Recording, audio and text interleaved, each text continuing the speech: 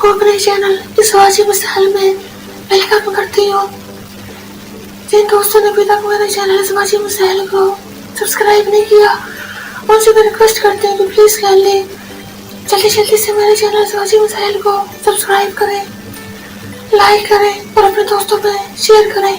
आज हम बहुत ही इम्पोर्टेंट टॉपिक पे बात करने वाले वही है, जैसे कौन से टेस्ट हैं जिससे हमें पता चल सकता है कि अंधा नानी जो है वो ठीक से अंडे बना रही है कि नहीं बना रही। इसके अलावा जो मेडिसिन जो यूज़ होती है ग्लूमेडलेस अंडे बनाने के लिए, जो अक्सर रिकमेंड की जाती है, किस केस में वो मेडिसिन बिल्कुल यूज़ नहीं करनी चाहिए, क्योंकि लेडीज़ बहुत सी कंप्लेंट्स के साथ आती है कि हमारे पेट के निचले हिस्से में दर्द होता है, सोसिस हो जाती है, दिल खराब हो जाता है, लेकिन जो प्रेगनेंसी टेस्ट होता है वो नेगेटिव आता है जबकि हमने मेडिसिन यूज़ की है। इसके बारे में बात करेंगे। आपने वीडियो को अंत तक देखना है ताकि आपको अच्छी से चीज़ें समझ आ जाए। वीडियो स्टार्ट करते हैं। सबसे पहले मैं आपको बता दूं कि एज जो है वो बहुत ही इम्पोर्टेंट रोल प्ले करती है। मैं आपको कभी भी ये चीज़ सजेस्ट नहीं करूँगी बच्चों के दरमियान बहुत ज़्यादा गैप डालें, क्योंकि क्या होता है जैसे जैसे हमारी एज बढ़ती जाती है, जैसे ओवरी की अंडा बनाने की कैपेसिटी वो कम होती जाती है। ऐसा क्यों होता है? जब औरत पैदा होती है तभी भी उसके अंदर कुदरती तौर पे अंडों का रिजर्व होता है, स्टॉक होता है, जो एज के साथ साथ कम होता जाता है।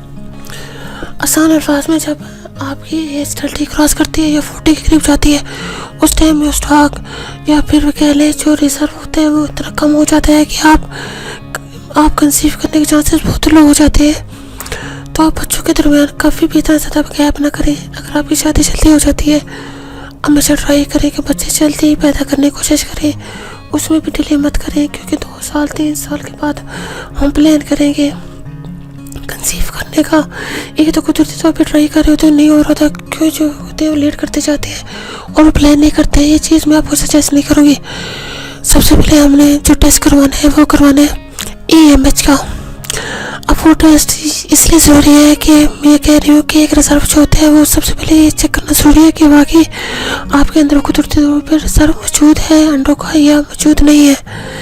उसके लिए AMH का टेस्ट करवाते हैं। वो आपका हार्मोन का टेस्ट होता है, उससे हमें ये चीज़ पता चल जाती है। इसीलिए CM की EHM की वैल्यू जो होती है डिफरेंट होती है। नर्व जो वैल्यू होती है 2.5 से लेकर 3 तक होती है, लेकिन एज के लिहाज से वेरी करती है। लेकिन जैसे ही आपकी 30 से अबव जाती है या 40 में जाती है तो इस टाइम में आपकी वैल्यू लेस देन 1 भी हो सकती है। बहुत से ऐसे केसेस होते हैं जिसमें वैल्यू 1 भी आती है। अगर ये EMH की वैल्यू 1 है तो आपकी प्रेगनेंसी के चांसेस जो बहुत ही कम है। लेकिन आपने एक चीज़ का ख्याल रखना है कि EMH की वैल्यू बहुत ही ज़्यादा नहीं होनी चाहिए। मतलब ये है कि आपके, लेकिन जैसे ही आपकी एज 30 से अबव जाती है तो या 40 में जाती है तो इस टाइम आपकी वैल्यू लेस देन 1 भी हो सकती है। बहुत से ऐसे केसेस हैं जिसमें वैल्यू लेस देन 1 भी आती है। अगर EMH की वैल्यू लेस देन 1 है तो आपकी प्रेगनेंसी के चांसेस बहुत ही ज़्यादा कम है। लेकिन आपकी इस चीज़ का ख्याल रखना है कि EMH की वैल्यू जो है बहुत ही ज़्यादा नहीं होनी चाहिए। मतलब ये है कि यार इतनी इस तरह से भी नहीं होनी चाहिए कि उन लोगों की वैल्यू ज़्यादा होती है कि जिनमें PCOS का मतलब होता है। आज वैसे भी हमें PCOS का प्रॉब्लम बहुत ज़्यादा है, क्योंकि हमारी डाइट ऐसी है। अब दूसरी तीसरी लड़की को PCOS का इशू होता है, उसमें आपका EMH का टेस्ट तो बहुत ज़्यादा वैल्यू आती है, उसमें कुछ नहीं होता। क्या EMH की वैल्यू काफ़ी ज़्यादा है, इसलिए काफ़ी ज़्यादा इंडेक्स ज़्यादा है।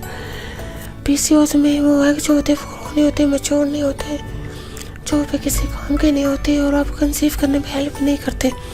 आपके PCOS का इशू उस टाइम उस मेडिसिन को यूज़ करोगे तो उसको ओवरीज को काफ़ी ज़्यादा सोर्स हो जाती है, उनका साइज़ नॉर्मल साइज़ से काफ़ी ज़्यादा बढ़ जाता है और इससे आपको कंप्लेन आती है कि आपके पेट में दर्द होता है, कि आपको वोमिटिंग या नोसिया या इससे भी चक्कर आते हैं। तो इस चीज़ का ख्याल रखना है कि ऐसे ही मुँह उठा के अपने अंडे बनाने की दवाइयाँ यूज़ करने देने हमेशा गायनेकोलॉजिस्ट से ही आपने रिकमेंडेशन ले के या सजेशन ले के आपने मेडिसिन यूज़ करनी है।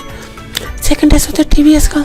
TBS में आपके नंबर ऑफ फॉलिकल्स होते हैं जिनमें आगे से जो अंडे रिलीज़ होने हैं वो आपको पता चल जाते हैं। दोनों एवरेज में कितने तादाद मौजूद है यह पता चल जाता है। कि फिजिकल काउंट हम काउंट कर सकते हैं कि अगर वो लेस देन 5 है दोनों एवरेज को मिला के, इसका मतलब है कि बहुत ही कम फॉलिकल्स है, मतलब बहुत ही कम अंडे रह गए हैं जो कि आगे ग्रो होंगे या मेच्योर होंगे।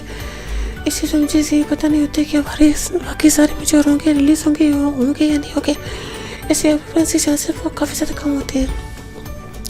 अब एंडोक्राइन को पता चल गया, अब इनमें से फॉलिकल में से अंदर जो ग्रोन है, जोरोन है, उसके लिए भी कुछ फॉलिकल सेलेक्ट किए जाते हैं और उसके बाद जो है वो इसमें सिर्फ एक फॉलिकल जो है एक ग्रो करता है और मैच्योर होता है, उसमें एक और रिलीज होता है जो प्रेगनेंसी के लिए ज़रूरी होता है। अब इस सारे प्रोसेस करने के लिए एक हार्मोन ज़रूरी होता है जिसका नाम है FSH। सेकेंड ऑफ FSH का टेस्ट कराना होता है। इस टेस्ट आपके पीरियड के सेकंड टेस्ट भी होता है या थर्ड टेस्ट भी करा सकते हैं, लेकिन मोस्टली जो फर्स्ट या सेकंड टेस्ट पे टेस्ट रिकमेंड किया जाता है।